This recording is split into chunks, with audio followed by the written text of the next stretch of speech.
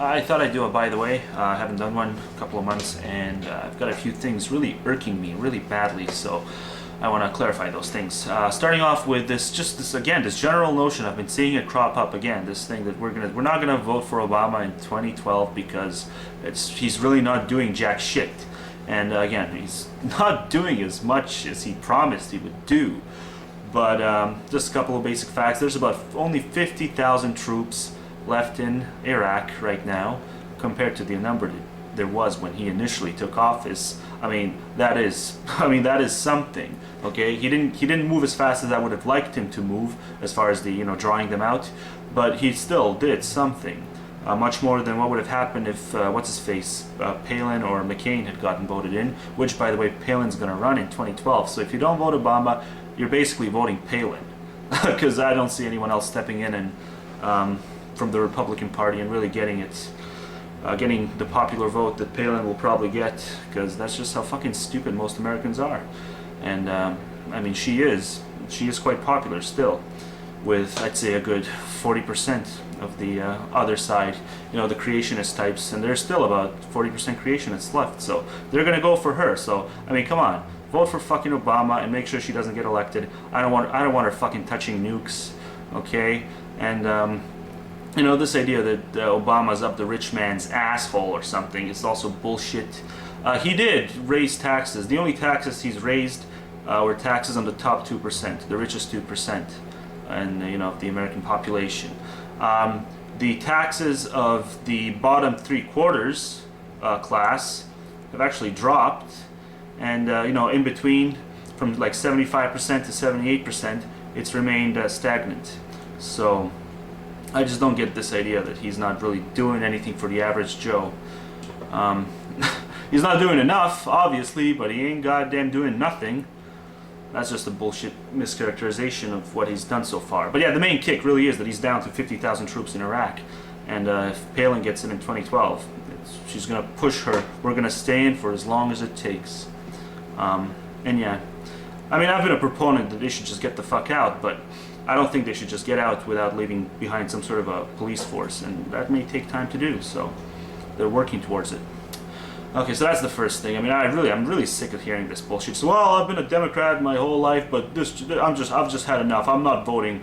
I'm not voting Obama in 2012. I mean, it's just fucking retarded. Lesser of two evils. Blah blah blah. I've made the argument billions of times. Okay, moving on. Okay, so there's this whatchamacallit, suspension last week. Coughlin got suspended, and I got a couple of annoying ass PMs from these assholes who are saying, hey, Coughlin got suspended, fuck yeah, and like victory for us, blah blah blah, expecting me to be happy about Coughlin's suspension. And again, it goes back to this bullshit Islam topic, because obviously I've made really harsh critiques of Islam, and not really that harsh actually, harsh by I guess modern atheist standards nowadays, by the contemporary memes that have been going around. But yeah, I've done the Islam thing. Coughlin sort of done the subject from this other aspect. So I guess, for anyone who might assume that I would be happy with Coughlin's suspension, and a couple of PMs I've got indicated that I would be, you guys couldn't be more fucking wrong. Okay? It's a bullshit suspension, just like all the other suspensions. And he has a right to be on YouTube just as much as everyone else. I'll post a link to the new 616 account, but you all probably know it. Probably all subscribe to it already. And yeah, I mean, just because I may disagree with him on certain aspects of this argument, not all of them, doesn't mean that I fucking, I want him off of YouTube. And I'm just worried that I got these couple of PMs from people who aren't idiots. So if people who aren't idiots can't figure out that, we shouldn't be happy that a user like Coughlin got suspended, I'm just more worried what the average idiot might think, the average idiot who agrees with me on my Islam topics. I just want to make it clear, okay, crystal clear. I'm not happy about Coughlin's suspension. If you're thinking of PMing me or leaving some kind of, yes, this is victory comment, fuck off. That's bullshit, okay? And he didn't make bullshit comments or bullshit arguments all, especially in these last couple of videos that he did on Islam before he got suspended. He pretty much pointed out this, the physical conservative guy did a video, and he mentioned that Pat Condell, and that video Pat Condell made called The God of Life or something. You know, Pat Condell had this Sharia law petition that he never had before, but he threw it into that description section of that video. And apparently that petition called for a deportation of anyone, any Muslim, extremist, moderate, or pretty much any human being who advocates, for Sharia law, for the Sharia courts. And a lot of people called bullshit on Condell, and rightfully so. But I was behind those videos, so I didn't see them initially when they took place. So what I did just recently now, I looked through those videos. I first saw the videos critiquing Condell. Then I went to Condell's description section to look for that link that the people criticizing him had in their videos. You know, the link that calls for that petition, that calls for the deportation. And I couldn't find them. So initially I thought that Condell had actually, they were doing a hit job on him, but then I actually looked into it a bit further, and it turns out that link is posted, but he removed it. And the way I found that out was I went to this other site, and I'll post a link to that site below, and he actually did initially link to a petition that would call for a deportation of anyone advocating for Sharia law. But the fact that he removed it, now that's the question, okay? Did he remove it simply because he realized, he saw the outpour of criticism that he got from it, or did he simply remove it because he did not initially read the damn petition, but he chose to link it anyway? He didn't fully read it. He didn't actually realize that the petition calls for deportation. Again, I'm sticking with the fact that he was just a dumbass and he didn't read the damn thing he linked, and by the time he realized what the petition actually called for, the punishment of advocating Sharia law, he removed it. And I don't think we need to give him so much crap, because I think him removing it is not some sort of a political move. I think him removing it is a sign that he realized it was a bullshit thing to link. And it would have been nice if he came out with a video and said I removed it and it was a wrong thing to link. But I mean, we know him. He doesn't do situational videos. And I guess this other thing I wanted to add on to this subject, political correctness. Because people are saying Coughlin's wrong when he says political correctness can be rational in some instances. So I just want to point out that it really can. Political correctness is not always a bullshit thing to abide by. So I'm just going to read the definition of political correctness. Okay, so political correctness is an avoidance of expressions or actions that can be perceived to exclude or marginalize or insult people who are socially disadvantaged or discriminated against. So again, the key word is perceived. If that perception, depending on whether it's right or wrong, that's where political correctness comes in. So in some cases it can be right, but if you take it to a retarded extreme where you're just going to be politically correct or politically incorrect for the sake of being politically incorrect, yeah, you can still be wrong. Okay, so that's an important aspect of this argument. So that and the stupid deportation thing, Coughlin's got it right. And as far as the rest of the shit he advocated for, well, it's a little...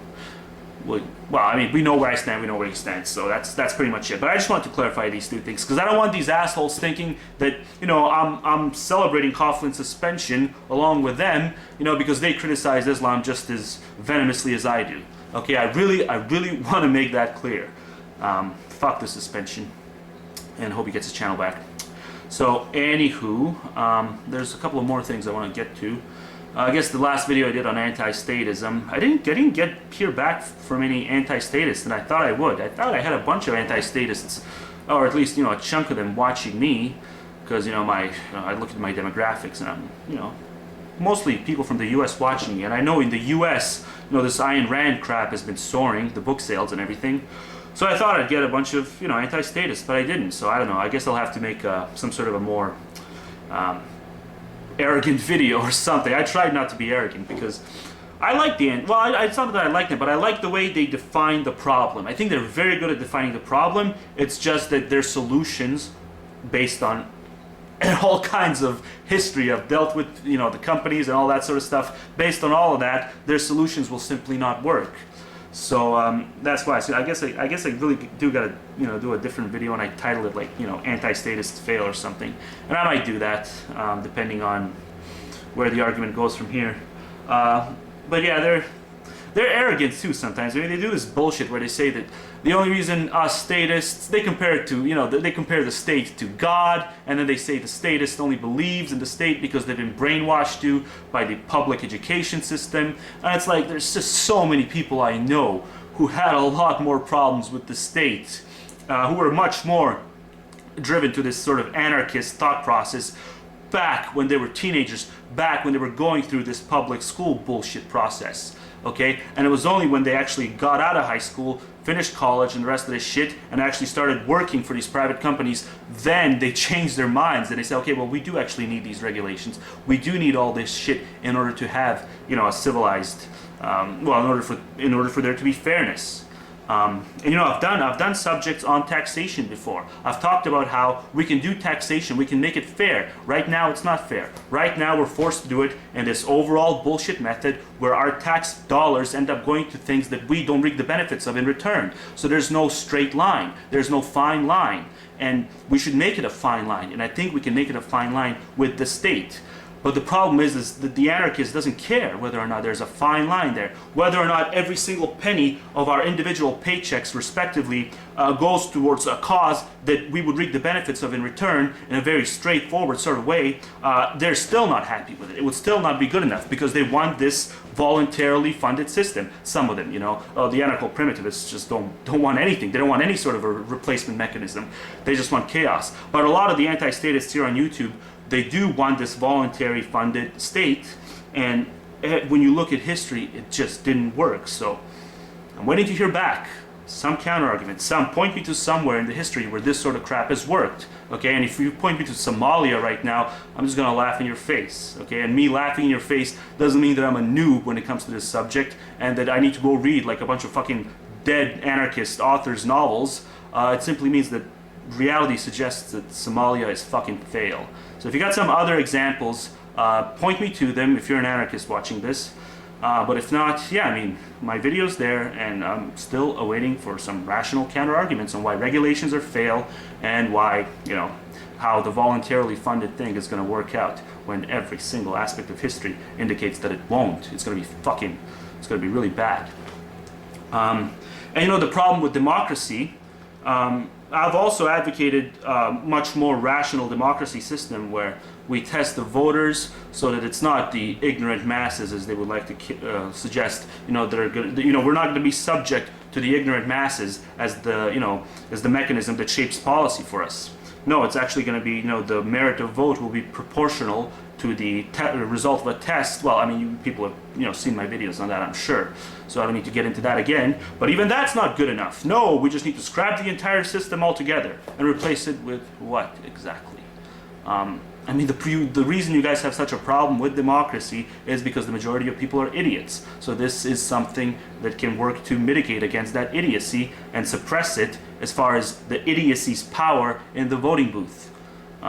Because knowledge is power. That's the best way to sum up my proposal. My proposal would integrate this knowledge is power into democracy.